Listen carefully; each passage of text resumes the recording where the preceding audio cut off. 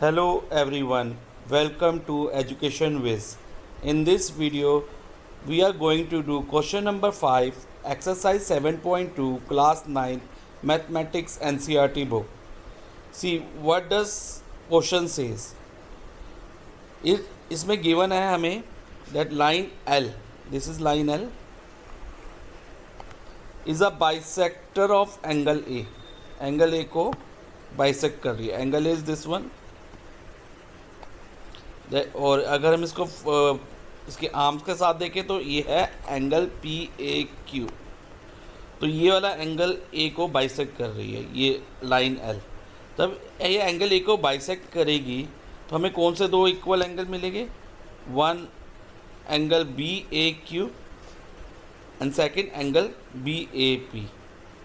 एक तो गिवन हमारे पास ये रहेगा और उसके अलावा हमें दिया है B P and B Q. B P and B Q are perpendicular from B. ये पॉइंट बी है, यहाँ से एक परपेंडिकुलर आ रहा है बी पी और एक परपेंडिकुलर जा रहा है B Q on the arms of the angle A. Angle A की आर्म्स, आर्म्स मीन्स जो उसकी ये वाली रे और ये वाली रे जो वर्टेक्स से रे निकल रही है तो वो उसकी आर्म्स होंगी, आर्म्स ऑफ एंगल ए. तो मैंने गिवन लिख लिया पहले. Line L is the bisector of angle A and BP perpendicular on AP and BQ perpendicular on AQ. See what we are required to prove. हमें प्रूव करना है first part में कि triangle APB is congruent to triangle AQB. यानी कि triangle APB कौन सा बेटा? It is this one is congruent to triangle AQB. AQB is this one. तो इन दोनों ट्रायंगल को कॉन्ग्रुएंट करना है. Second, B P equal to B Q लाना है. बी पी ये वाली line segment equal to B Q. और बी पी और बी क्यू अगर इक्वल हो जाते हैं तो हम कह सकते हैं कि जो पॉइंट बी है ना is a equi distance. Equi means equal distance है from arms of angle A. Angle A की आर्म कौन सी है? ए क्यू और ए पी. यानी कि ए क्यू और ए पी से ये इक्वल डिस्टेंस पे हैं ऑन बी पी और बी क्यू. ये भी हमें प्रूव करना है. So let's start the proof now. तो सबसे पहले हम ये दो ट्रायंगल को कॉन्ग्रुएंट करेंगे in triangle A P B and triangle A Q B. Triangle A P B and triangle A Q B, इन दोनों ट्रायंगल को कॉन्ग्रुएंट करना है. अब कॉन्ग्रुएंसी के लिए हमें तीन पार्ट्स चाहिए. वो कौन से थ्री पार्ट्स रहेंगे? Let's see. सबसे पहले रहेगा कि as we know L bisect angle A. Line L जो है ना एंगल ए को बाइसेक्ट कर रही है. तो इससे कौन से दो एंगल इक्वल हमें मिलेंगे? हमें मिलेंगे एंगल बी एल. अगर एल जो है ना एंगल ए को बाइसेक्ट कर रही है. एंगल ए ये वाला एंगल है, दिस इज एंगल ए. तो इसको अगर ये बाइसेक्ट करेगी यानी कि एंगल ए को अगर विद आर्म्स देखें तो ये पी ए क्यू है. तो इसमें ये वाला एंगल और ये वाला एंगल इक्वल रहेगा. That mean angle B A P equal to angle B A Q. और reason being L is a bisector of angle A. First part ये हो गया.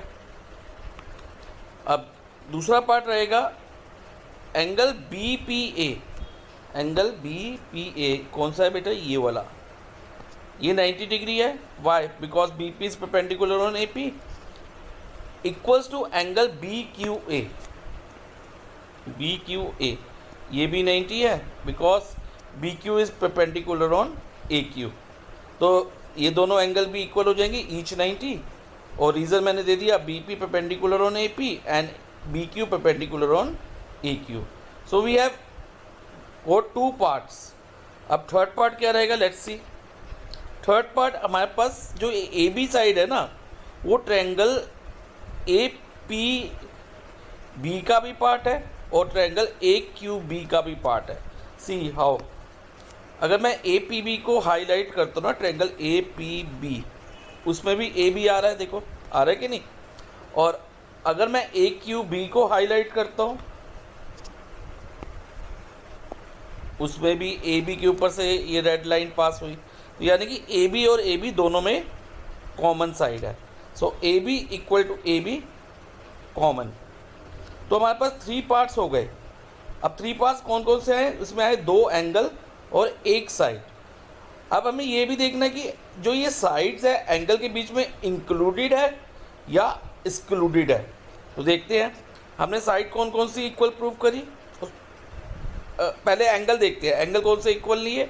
हमने लिया ये वाला angle equal to this angle and this angle equal to this, but side जो है ना वो दोनों एंगल्स के बाहर जा रही, corresponding sides. So it is a case of angle angle side, angle angle side, see angle angle side. ऐसे ही दूसरे ट्रायंगल में भी देखो एंगल एंगल साइड। तो ए एस से ये दोनों ट्रायंगल कॉन्ग्रुएंट हो जाएंगे। Triangle A P B congruent to triangle A Q B by angle angle side congruency rule. Now next हमें सेकेंड पार्ट क्या प्रूव करना है कि B P equals to B Q.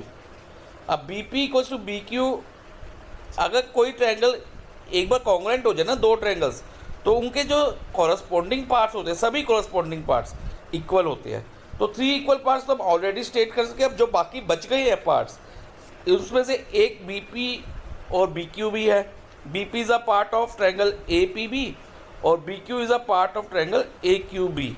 तो ये दोनों पार्ट्स भी इक्वल हो जाएंगे। So we can say that B P equals to B Q by C P C T. C P C T means corresponding part of congruent triangle।